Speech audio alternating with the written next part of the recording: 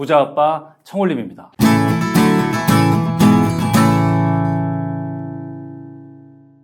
여러분 안녕하세요, 청홀림입니다. 오늘은 부동산에 대한 이야기인데 호재에 대한 이야기를 좀 나눠보려고 합니다. 이 호재라는 것이 부동산에 있어서 굉장히 중요한 하나의 항목인데, 이 호재가 상승기 때 작용하는 게 다르고 하락기 때 작용하는 게 굉장히 다른데, 거기에 대해서 명확히 알아두셔야 될 필요가 있습니다. 내 집 마련을 하셔야 되는 분들이나 투자하시는 분들 다 마찬가지입니다. 최근에 부동산 기사를 보면 어떤 기사가 많이 나오냐면, 지난 상승기 때 굉장히 가격 상승이 많이 있었던 곳들 중에 하나가 이 수도권의 GTX가 착공되는 곳들, 그런 곳이 이 어마어마한 호재로 집값 상승이 정말 컸습니다. 주로 이 수도권 외곽 지역에서 GTX가 연결되면서 뭐 서울 강남이나 업무 중심지까지 뭐 30분 만에 20분 만에 주파한다, 이런 것 때문에 부동산 가격이 어마어마하게 뛰었죠. 그런데 그런 곳들이 최근에 이 부동산 하락기를 맞으면서 GTX 착공도 늦어지고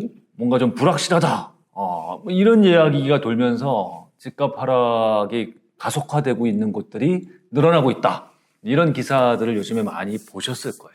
이제 이 기사를 보면서 많은 분들이 뭐 집을 마련하신 분들이나 투자하신 분들은 당황하시는 분들도 많이 있을 텐데요. 이 부동산 호재라는 것이 갖고 있는 속성이 정확히 그겁니다. 뭐냐면 이 부동산 가격이 오를 때, 상승기 때는요, 부동산 호재는 엄청나게 큰 위력을 발휘합니다. 그런데 반대로 부동산 하락기가 되면 굉장히 큰 호재도 영향을 많이 미치지 못하는 경우가 많다. 이게 호재가 갖고 있는 아주 정확한 속성이에요. 제가 예를 들어서 말씀을 드려보면요. 지난 한 10년 전쯤입니다. 2012년, 2013년쯤, 그때가 이 수도권 주택시장의 진바닥이었어요. 정말 이 2008년 금융위기 이후로 가격이 계속 이제 하락해서 진바닥. 아무도 집을 사지 않고 부동산에 관심이 없던 시절이었죠.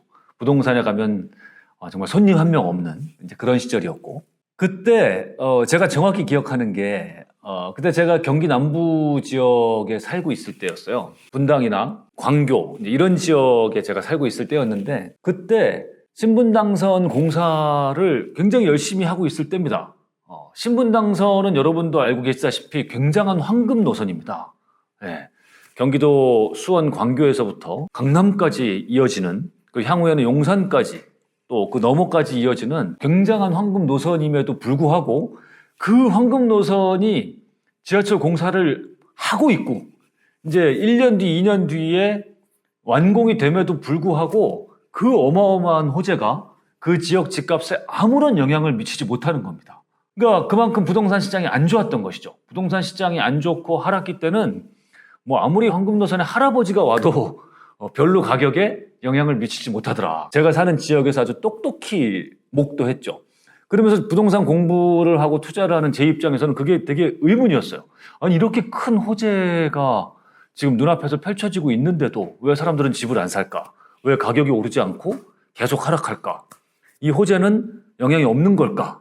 이렇게 좀 의아했던 거죠. 그런데 아니나 다를까 2014년, 2015년 이제 부동산 시장이 바닥을 찍고 이제 상승기로 접어들면서 이 호재는 그야말로 그 위력을 톡톡히 발휘하기 시작했습니다. 특히 이 신분당선이 수원 광교까지 이 개통된 것이 2016년 1월인데요.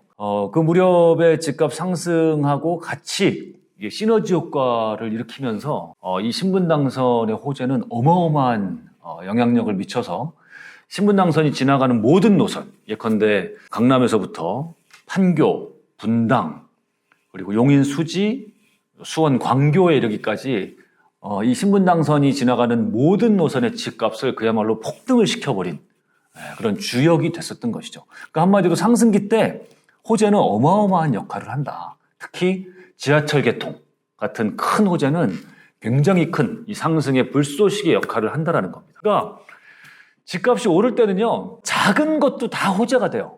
집 앞에 마트가 생겨도 호재가 됩니다. 집 앞에 병원이 들어서는 것까지 다 호재가 돼서 집값을 올리는데 아주 톡톡히 영향을 미치고요. 반대로 집값이 하락할 때는 이 지하철 개통과 같은 어마어마한 호재도 큰 영향력을 미치지 못하더라. 이런 걸 아셔야 돼요. 이거를 특히 투자자분들은 말할 것도 없고, 특히 이제 내 집 마련 처음 하시는 소위 이 부동산 초보분들, 불인이 분들은 이걸 정말 명심하셔야 돼요. 왜냐하면 집값이 막 올라갈 때 이 호재만 믿고 덜컥 내 집 마련을 하거나 투자를 했다가 큰 낭패를 보는 경우가 정말 많습니다. 작년만 해도 부동산 가격이 많이 올랐죠, 그죠?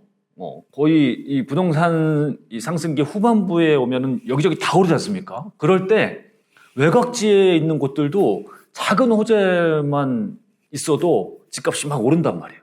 예컨대 우리 동네에 산업단지가 들어선다더라, 경전철이 들어선다더라 하는 이런 작은 호재, 그리고 확실하지도 않은 호재 때문에 집값이 막 오르고, 그러면 못 모르는 우리 부동산 초보분들은 그래?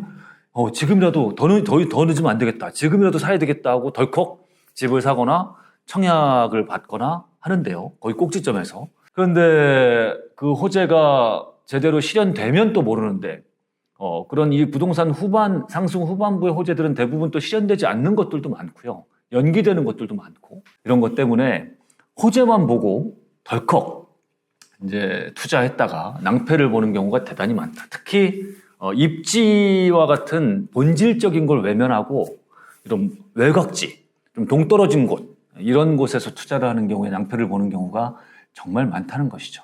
그러니 앞으로 여러분은요, 부동산 상승기 때는 호재를 적극 활용하되 너무 호재만을 믿지 말고 호재 이전에 더욱 중요한 입지, 수급, 이런 본질적인 것들을 항상 먼저 보면서 거기에 얹어서 호재가 있으면 이왕이면 좋다, 이렇게 판단하고 내 집 마련하고 투자를 하시면 좋고요.